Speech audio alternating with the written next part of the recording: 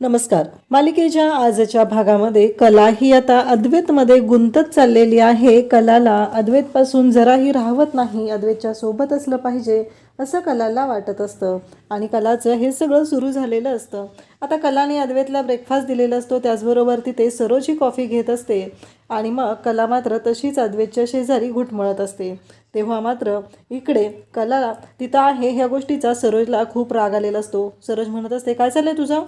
नाही, मगापासून तू मागे पुढे करत आहे हे पाहिलेलं आहे मी, पण तू इथं थांबायची काही गरज नाही आहे. तुला काही कामं नाही आहेत का? जा, तुझी तुझी कामं कर जा, असं म्हणत सरोज कलाला जायला सांगते. कलाला मात्र वाईट वाटतं. कला तिथंच थांबलेली असते, पाहत असते, परंतु कलाला कळत नाही आहे की आता काय उत्तर द्यायचं आहे यांना.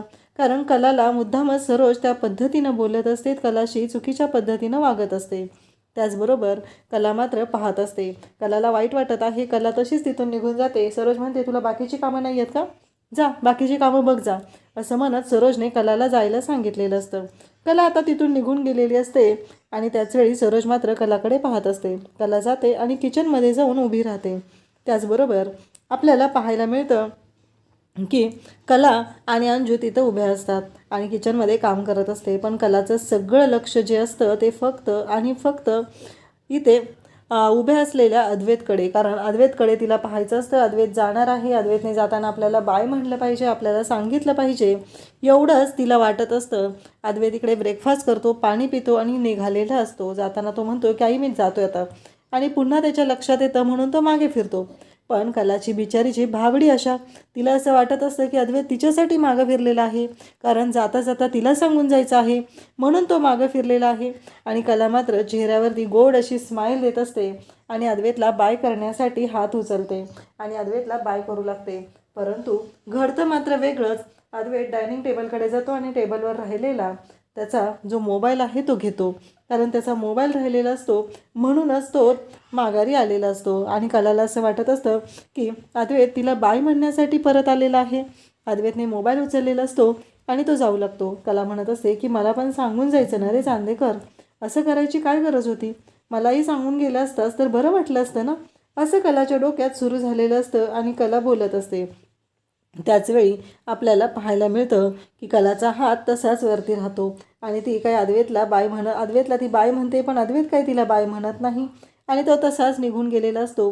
परंतु इकडे मात्र कलाच्या डोक्यात विचार चालू असतात. कला याच गोष्टींचा विचार करत असते की चांदेकरने मला बाय म्हणायला पाहिजे होतं. कलाला एवढंच वाटत असतं, कारण जाताना चांदेकरने जसं सरोज मॅडमना सांगितलेलं आहे तसं मला सांगितलं असतं तर, एवढं कलाच्या डोक्यात सुरू असतं. कलाला वाटत असतं की अद्वैतने तिच्यासोबत प्रेमाने वागलं पाहिजे आणि यासाठी तिचे हे नखरे सुरू झालेले असतात. तिला वाटत असतं की अद्वैतने तिला बाय म्हणावं, जाताना तिला सांगावं, आणि सरोजचं लक्ष मात्र तिच्याकडे असतं. नेहमीप्रमाणे सरोज डोळा ठेवूनच बसलेली असते आणि कधी एकदा कला तावडीत सापडते आणि आपण कलाला पूर्णपणे अडकवू हे तिच्या डोक्यात सुरू असतं.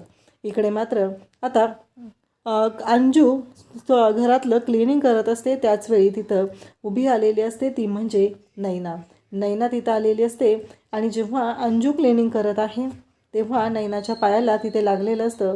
नैना म्हणत असते की ते नीट पुसून घे. कसं आहे, आत्ता या कपड्यांवर जाऊ नकोस. अंगात माझ्या हे कपडे असले तरीही मी या घरची मालकीण आहे आणि कुठेही कसंही जायचं, काही करायचं, या सगळ्या गोष्टीचं स्वातंत्र्य मला आहे, एवढं लक्षात ठेव. ते व्यवस्थित पुसून घे, असं ती सांगत असते. आणि त्याचबरोबर अंजूला तिनं दाखवत असते की मी या घरची मालकीण आहे आणि या हक्काने हे सगळं माझं आहे. या घरामध्ये कुठं कसं राहायचं, कसं वावरायचं हे सगळं मी ठरवणार आहे.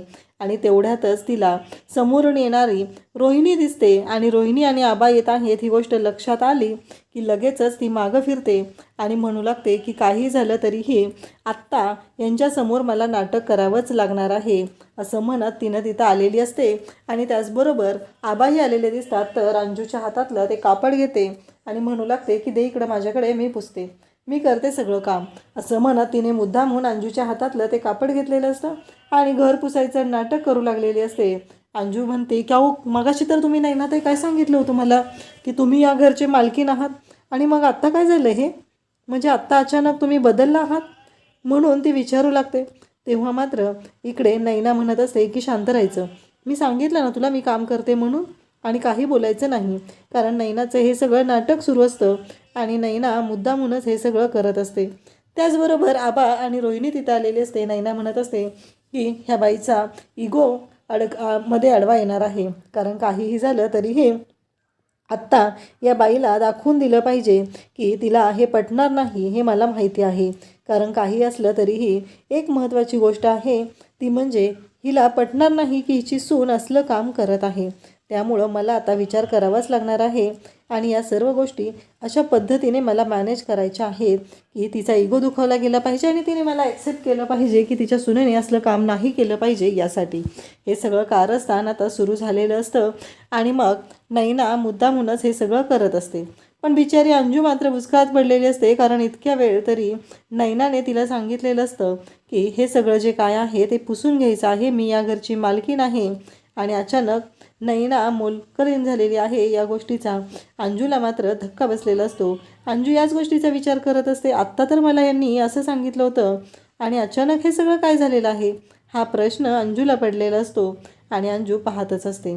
त्यावेळेस तिथे लगेचच रोहिणी म्हणते की अंजू, आजपासून ही सगळी कामं तिला करू दे, तू ही कामं करायची काहीही गरज नाही, असं स्पष्ट शब्दात रोहिणीने सांगितलेलं असतं. आबा म्हणत असतात की अंजू, माझ्यासाठी कॉफी घेऊन ये. आबांनी हे सांगितलेलं आहे आणि मग अंजू ही आबांसाठी कॉफी आणायला जाणार असते, तर नैना म्हणत असते की मी आणते कॉफी. आबा म्हणतात की अंजू, मला तुझ्या हातची कॉफी हवी आहे, माझ्यासाठी ती कॉफी घेऊन ये, मला दुसरं कोणाच्या हातचं नको आहे. म्हणजे आबांनी तर स्पष्ट नकार दिलेला असतो आणि सांगितलेलं असतं की काहीही झालं तरीही मला कॉफी फक्त आणि फक्त तुझ्याच हातची हवी आहे, दुसरं कोणाच्या हातची कॉफी मला नको आहे, हे आबांनी स्पष्टपणे सांगितलेलं असतं. आणि आबांनी हे सगळं केलेलं असतं तरीही त्या नैनाला मात्र अक्कल येत नसते, कारण ती गोष्ट तिच्याकडे नसते. आणि त्याचबरोबर नैना मात्र मूर्खासारखं वागणं मात्र तिचं बदलत नसतं, ती त्याच पद्धतीने वागत असते. त्याचबरोबर आपल्याला पाहायला मिळतं की रोहिणी जाताना सांगून जाते की अंजू, आजपासून घराची सगळी लादी पुसायची जबाबदारी तिच्यावरती आहे, तू तिला काहीही मदत करायची नाही, घरातली सगळी लादी साफसफाई हे सगळं ती करेल, तू मात्र शांतपणे राहा, तिला कोणत्याही गोष्टीमध्ये मदत करायची काहीही गरज नाही, हे आता स्पष्टपणे रोहिणीने सांगितलेलं असतं. आणि रोहिणीने चांगलीच आता इथे मस्ती चिरवलेली असते, ती म्हणजे नैनाची. तिला दाखवून दिलेलं असतं की काहीही झालं तरीही आत्ता सध्याच्या घडीला या घरामध्ये तुझी काय लायकी आहे, कारण जी लायकी आहे त्याच पद्धतीने तू वागलं पाहिजे, हे स्पष्टपणे आता रोहिणीने दाखवलेलं असतं. आणि त्याचबरोबर रोहिणीने ह्या गोष्टीची जाणीव करून दिलेली असते की काहीही झालं तरीही नैना या घरामध्ये आत्ता सध्या मोलकरीण म्हणून राहत आहे आणि तिने मोलकरीण म्हणूनच राहिलं पाहिजे, हे रोहिणीने दाखवून दिलेलं आहे. आणि त्याचबरोबर इकडे आबा आता बसलेले असतात, तेव्हा रजनी सांगू लागते की अगं कला, आबांची औषधं द्यायची राहिलेली आहेत, ती औषधं आबांना दे. मग कला आबांना औषधं देण्यासाठी येते आणि आबांना सांगू लागते की आबा, ही तुमची औषधं. आबा म्हणत असतात की हो, पण इकडे कलाचं मात्र वेगळं सुरू असतं. आबांना औषधं द्यायची असतात तर कला म्हणत असते की चांदेकरला औषधं देते. तेव्हा इकडे रजनी म्हणत असते की अगं, चांदेकरांना म्हण गं, कारण आबांना औषधं द्यायची आहेत, अद्वैतला द्यायची नाही आहेत ही औषधं. तेव्हा कला म्हणत असते की सॉरी आबा, माझ्याकडून ते चुकून झालेलं आहे, मला असं नव्हतं बोलायचं, असं म्हणत कला आबांची माफी मागते. आणि मग आबा इकडे येतात आणि रजनीला विचारू लागतात की हिचं काय चाललं आहे, नक्की काय चाललं आहे, कळतच नाही आहे मला. तेव्हा रजनी म्हणू लागते की कसे अद्वैत आलेला नाही आहे ना घरी, त्यामुळं तिचं चाललेलं आहे. आणि आत्ता कला तिच्या आईला फोन करायला गेलेली आहे. तिला असं वाटत आहे की आता एवढं घरातलं सगळं प्रकरण झालं, त्यानंतर आपण आईशी बोललेलोच नाही, म्हणून तिनं आईशी बोलण्यासाठी गेलेली आहे. तेव्हा आबा म्हणत असतात की जरा जुळायला लागले गं, म्हणजे बघ ना, अद्वैतला पण तिच्याशिवाय जमत नाही आणि आता तिलाही अद्वैतशिवाय करमत नाही आहे, म्हणजे कुठंतरी नाती जुळायला लागलेली आहेत. हे सगळं दोघांचं बोलणं सुरू असतं आणि रजनी पण हसत असते. त्याचबरोबर इकडे आपल्याला पाहायला मिळत असतं की आबा म्हणत असतात की काही झालं तरी यांचं जे काय आहे ते छान असं सुरू झालं पाहिजे. तेवढ्यात कला तिथे येते आणि आबांना म्हणते की आबा, मी ना आईला फोन करून आले. आणि मग कला ही आईला फोन करायला जाते. सगळेजण कलाला चिडवत असतात की अद्वैतला खरंच उशीर झालेला आहे, अद्वैतने फोन करूनही कळवलेलं नाही, म्हणून कला त्याच विचारात असते. ती म्हणत असते की काय झालं असेल, व्यवस्थित असेल ना सगळं. आणि इकडे संगीताची तब्येत मात्र बिघडलेली असते आणि मग काजलने संगीतासाठी सूप बनवलेलं असतं आणि ते सूप काजल संगीताला म्हणत असते की हे सूप घे, तुला बरं वाटेल, तुला अशक्तपणा आलेला आहे म्हणून हा सगळा त्रास होत आहे. तर संगीता म्हणत असते मला कळतच नाही आहे की काय झालेलं आहे, कारण मला ना त्या नैनीच्या वागण्याचा त्रास होत आहे. नैनीच्या वागण्यामुळं कलाला एवढं सगळं भोगायला लागत आहे. चांदेकरांच्या घरी आपल्या इज्जतीला काही किंमत राहिलेली नाही. या नैनीनं सगळं वाटोळं केलेलं आहे. ही नैनी प्रत्येक वेळेस चुकीचं वागत असते आणि त्या सगळ्याचा त्रास मात्र आपल्या सगळ्यांना भोगायला लागत आहे, असं संगीताचं बोलणं चाललेलं असतं. आणि संगीता म्हणत असते की काही झालं तरीही माझ्या कलीला हा त्रास भोगायला लागू नये एवढीच माझी इच्छा आहे आणि त्यासाठी तिने प्रयत्न करत असते. त्याचबरोबर आपल्याला पाहायला मिळतं तेवढ्यातच कलाचा फोन आलेला असतो आणि काजल मात्र संगीताला म्हणत असते की ते सूप घे, तुला बरं वाटेल, असं म्हणत काजल संगीताला सूप देत असते. आणि कला इकडे विचारते आई काय झालं गं, तुझा आवाज असं काय येतोय? तेव्हा कलाला संगीता सांगू लागते काय नाही गं, जरा गरगरल्यासारखं होत होतं, आताच डॉक्टर येऊन गेलेले आहेत आणि त्यांनी औषधही दिलेली आहेत. हे ऐकल्यानंतर कला म्हणते काय सांगतेस, काय झालेलं अचानक तुला, असं म्हणत कला काळजीनंच विचारू लागते. तेव्हा संगीता म्हणते काही नाही गं, थोडीशी चक्कर आली होती, बाकी काही नाही आहे. कला म्हणते की अगं इकडं सगळं ठीक आहे, तू आई नको काळजी करू, असं म्हणत कला तिला बोलत आहे, तिला सांगत आहे. आणि त्याचबरोबर संगीता कलाला विचारत आहे की तिकडं सगळं व्यवस्थित आहे ना, नैनी व्यवस्थित आहे ना, आता नैनीला काही प्रॉब्लेम नाही आहे ना? तेव्हा कला म्हणते की नाही, इथे काही प्रॉब्लेम नाही आहे, तू काळजी करू नकोस, तू तुझी काळजी घे. नैना आता जिना उतरून खाली येतच असते. तेव्हा मात्र कला नैनाला म्हणते की का अगं ताई, आईची तब्येत बिघडलेली आहे, डॉक्टर घरी आले होते, ती चक्कर येऊन पडलेली आहे, तर तू घरी जाशील का? तेव्हा नैना म्हणते की नाही, एकदा का मी या घराच्या बाहेर गेली तर खूप अवघड होईल. हे सगळं सोडून मला अजिबात कुठं जायचं नाही, त्यामुळं काही झालं तरी मी इथंच राहणार आहे, हा विचार नैनाने केलेला असतो. आणि नैना मात्र म्हणते की नाही गं, म्हणजे एवढं सगळं झालेलं आहे, या घराची जबाबदारी आहे माझ्यावरती, त्यामुळं मी कुठेही जाणार नाही, तू जाऊन ये, मी आहे घरी, मी थांबेल, तर इथली जबाबदारी मला घ्यायची आहे. आणि त्याचबरोबर हे सगळं चालू झालेलं असतं. आणि त्याचवेळी इकडे आपल्याला पाहायला मिळतं की नैना तिला म्हणत असते की नाही, मला नाही जमणार, काही झालं तरी मी हे सगळं करू शकत नाही, असं स्पष्टपणे नैनानं सांगितलेलं आहे. आणि ती म्हणालेली आहे की मला नाही जमणार. तेव्हा कला विचारात पडते. कला म्हणू लागते की अजून चांदेकरही घरी आलेला नाही आणि त्याचबरोबर हे सगळं मला आता जावं लागणार आहे. मी चांदेकरला कसं सांगू, कारण चांदेकरला जोपर्यंत मी सांगत नाही तोपर्यंत मी घरी कशी जाणार आहे, मला आईला भेटायला जाणंही गरजेचं आहे. आणि चांदेकरला तर आज जणू काही मुद्दामच उशीर लागल्यासारखं वाटत आहे मला, असा विचार तिच्या डोक्यात चालू झालेला असतो. आणि तिने म्हणत असते की काही झालं तरीही मला आता आईकडे जाणं गरजेचं आहे. मी कितीही ठरवलेलं असलं तरीही आईची काळजी घेणं, आईच्या बाबतीत जे काही घडत आहे त्या सगळ्या गोष्टींचा विचार मला करावा लागणार आहे, असं म्हणत कलाने आता चिठ्ठी लिहायची ठरवलेली असते. त्या चिठ्ठीमध्ये कला सर्व लिहून ठेवत असते. कला त्यात लिहित असते की मला आत्ता यायला जमणार नाही, कारण मी आईकडे चाललेली आहे, आईची तब्येत बिघडलेली आहे, चांदेकर मी तिकडे जात आहे. आणि त्याचबरोबर तुला जर काय वाटलं तर मला कॉल कर, हे सगळं तिने त्यात लिहिलेलं असतं. सगळे मुद्दे लिहिलेले असतात आणि तिने अद्वैतसाठी चिठ्ठी लिहून ठेवलेली आहे आणि त्या चिठ्ठीमध्ये सर्व गोष्टी सांगितलेल्या असतात. आणि त्याचबरोबर तिने ठरवलेलं असतं त्या पद्धतीनं तिचं सगळं चाललेलं असतं. पण कला एक मात्र आयडिया भारी करते की 5 दिवसांसाठी तिनं माहेरी चाललेली आहे, असं तिनं चिठ्ठीमध्ये लिहिलेलं असतं. आणि कला मात्र कपाट उघडते, पण कपाटातली कपडे मात्र ती घेत नाही आणि ती तशीच माहेरी निघून जात आहे. आणि त्याचबरोबर कला इकडे आलेली असते. कला म्हणत असते की अगं आई, तसं काही नाही आहे गं, मी आलेली आहे माहिती आहे ना तुला, मला ना म्हणजे त्रास तुझा सहनच नाही झाला, म्हणून मी विचार केला की तुझ्यासाठी यावं, म्हणून आलेली आहे. हे ऐकल्यानंतर संगीता म्हणत असते खरंच का? तेव्हा कला म्हणत असते हो गं, मला ना तुला जो त्रास होत होता त्याची काळजी वाटत होते ना, म्हणून मी येण्याचा निर्णय घेतलेला आहे. कलाने असं स्पष्टपणे आईला सांगितलेलं असतं. आणि मग इकडे सगळे म्हणत असतात अगं त्या घरात तशी कंडिशन असताना तू इथे, तेव्हा कला म्हणत असते आहे गं तिथं सगळं व्यवस्थित, तुझी काळजी घेणं ही माझी जबाबदारी आहे, या घराची जबाबदारी घेणं हे माझं कर्तव्य आहे, जसं मी त्या घराची जबाबदारी घेत आहे तसं या घराचीही जबाबदारी मी घेतली पाहिजे, म्हणून आलेली आहे. आणि मी चांदेकरला तसं सांगितलेलं आहे, कळवलेलं आहे, आबांनाही सांगितलेलं आहे. आणि मग येते संगीता म्हणत असते की माझी मुलगी माहेरपणासाठी आलेली आहे आणि मी हे अशी अंथरुणावर पडून राहणार, असं संगीताचं चाललेलं असतं. त्याचवेळी संगीता म्हणते अगं पण तू बॅग कुठं आणलीस तुझी? तेव्हा कला म्हणत असते येईल गं बॅग, नको काळजी करूस. आणि काजल त्याचबरोबर कला सर्वजण तिथं आहेत. त्याचबरोबर दिनकरही खुश झालेला आहे, कारण कला ही माहेरपणासाठी आलेली आहे, कितीतरी दिवसानंतर ती आलेली आहे. इकडे अद्वैत घरी आलेला असतो आणि खरे अशी हाक मारतो, पण त्याला काही आवाज ऐकायला येत नाही, कारण कलाने काही ओ दिलेलं नसतं. कला घरातच नसते. तेवढ्यातच त्याचा एक ऑफिसचा कॉल चालू होतो आणि तो कॉलवरती बोलत असतो.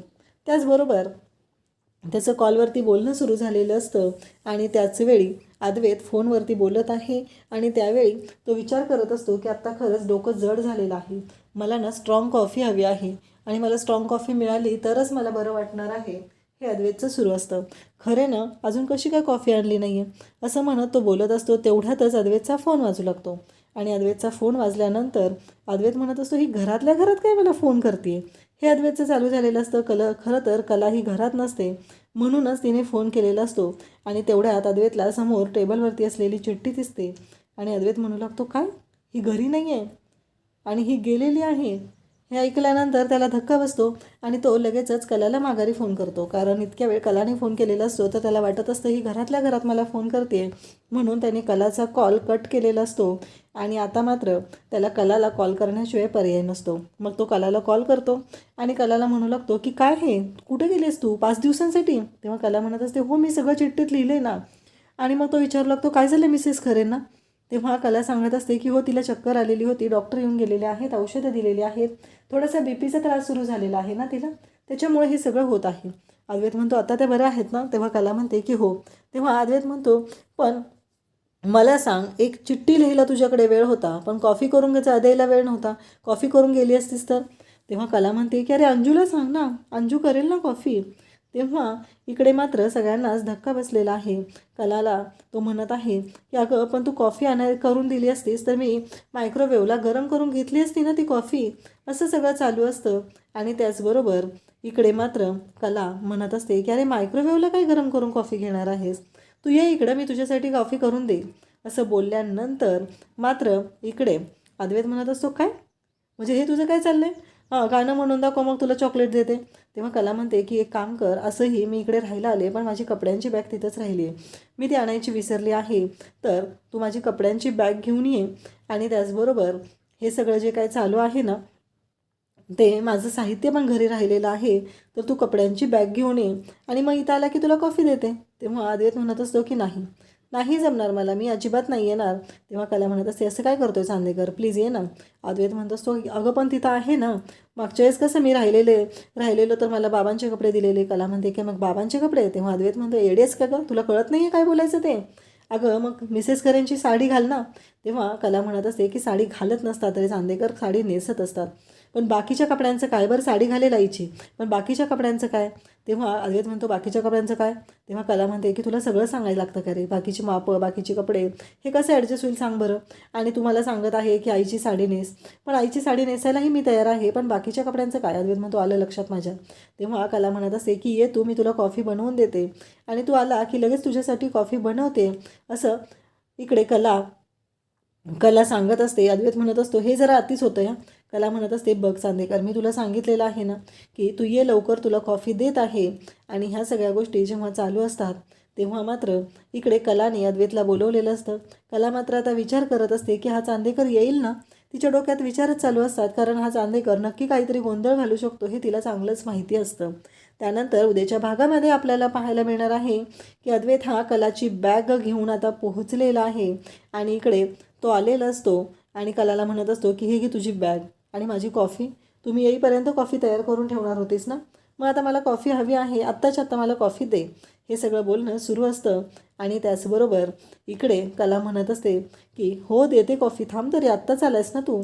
तेव्हा कला आणि अद्वैत यांच्यामध्ये आता तिथे भांडण सुरू झालेलं असतं. ते दोघंजणही एकमेकांच्या मागे पळापळ करत असतात आणि नेहमीप्रमाणे त्यांचं ते सुरू झालेलं असतं. अद्वैत म्हणत असतो की दे ना लवकर कॉफी, तुम्हाला मगाशी म्हणाली होती ना मी कॉफी करून ठेवते, तू ये, आणि मग आत्ता का उशीर करत आहे. हे सगळं कलाचं इकडे बोलणं सुरू झालेलं असतं. त्यावर अद्वैत तिला बोलत असतो. तेव्हा कला म्हणत असते की हो मी देते कॉफी, जरा दम तरी खा, आणि मी तुला काही कॉफी द्यायला नाही म्हणलेलं नाही, हेही ती कलाला अद्वैतला सांगत असते. तेव्हा कला म्हणत असते की अद्वैत हे घे, आणि पुन्हा तो चहाचा जो कप आहे तो ती बाबांकडे देते. अद्वैतला मात्र अजिबात कॉफी देत नाही. अद्वैत पाहतच राहतो आणि त्यानंतर इकडे अद्वैतचं हे जे काही वागणं आहे ते कलाला माहिती असतं आणि मुद्दामूनच कला चहाचा कप घेऊन येते.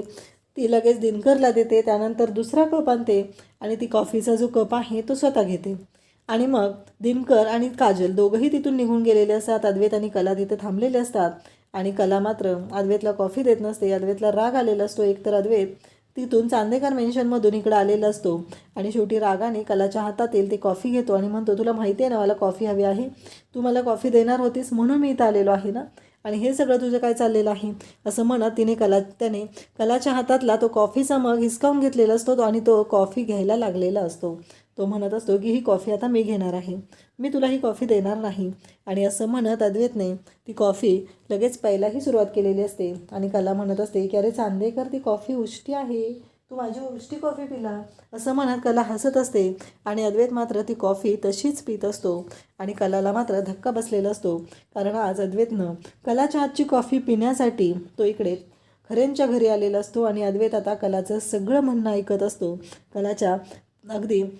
कलाच्या हाताखालचं झाल्यासारखं तो वागत असतो आणि याच गोष्टीचा फायदा आता रोहिणी घेणार असते, कारण रोहिणी पुन्हा एकदा काम सुरू करणार आहे, ते म्हणजे सरोजच्या मनात अद्वैत आणि कला यांच्याबद्दल गैरसमज पसरवणं. आणि मग रोहिणी आता सरोजकडे आलेलीच आहे. ती सरोजला म्हणत आहे, सरोज वहिनी, तुझ्या लक्षात येते का अद्वैतचं वागणं बिघडत चाललेलं आहे, अगदी बदलत चाललेलं आहे, तुझ्या लक्षात येते का अद्वैत त्या कलाच्या ताटाखालचं मांजर झालेलं आहे. आणि बघितलंस ना, आत्ताही तो तिकडे गेलेला आहे तिला भेटायला, तुला कळतंय का. अद्वैतने इकडं कॉफी पिलेली असते आणि भरकन जाऊन आता गाडीत बसलेला आहे आणि तो निघालेला आहे, कारण त्याला काहीही करून पटकन घरी जायचं असतं. आणि कला इकडे अद्वैतला तिथे बाय करण्यासाठी आलेली असते आणि इकडे रोहिणी मात्र आता कान भरायला सुरुवात करत असते. रोहिणी इकडे सरोजला सांगत असते, आजही अद्वैत तिला भेटण्यासाठी गेलेला आहे आणि बघ सरोज वहिनी, हे काय चाललेलं आहे, त्या मुलीने पूर्ण अद्वैतला तिच्या ताब्यात घेतलेलं आहे आणि एवढं सगळं होऊनही तू काहीच करू शकत नाही. आणि त्याचबरोबर इकडे ती सांगत आहे की बघ आता काय करायचं आहे ते, कारण काहीही झालं तरीही अद्वैतचं हे बदललेलं वागणं त्रासदायक ठरू शकतं असं तिने सांगितलेलं असतं. त्याचबरोबर आपल्याला पाहायला मिळतं की सरोज मात्र इकडे विचार करत असते आणि सरोज म्हणत असते की आता उद्या त्या दोघांची भेट कशी होत नाही हे मी बघणार आहे, काही झालं तरी मी अद्वैतला तिला भेटायला जाऊ देणार नाही. रोहिणीने स्वतःच्या मुलाच्या आयुष्याचं तर वाटोळं केलेलं आहे, पण तिला आता सरोजच्या मुलाच्या आयुष्याचंही वाटोळं करायचं आहे. पण ही गोष्ट मात्र मूर्ख सरोजच्या लक्षात येत नाही की रोहिणीचं नक्की काय कारस्थान आहे आणि सरोज मात्र तिच्या नादी लागून इकडे आपल्या मुलाच्या आयुष्याशी खेळत आहे. तर आता सरोजचा डाव अद्वैत आणि कला कशा पद्धतीने उधळून लावणार ते आपल्याला पाहायला मिळणार आहे. अशाच अपडेटसाठी चॅनलला सबस्क्राईब करा. थँक्यू.